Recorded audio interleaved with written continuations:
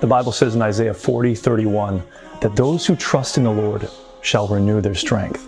See, God wants you to know that if you're tired, if you're exhausted, if you're depleted and you feel like you cannot go forward and move forward, that as you trust in Him, He will give you the strength to take another step.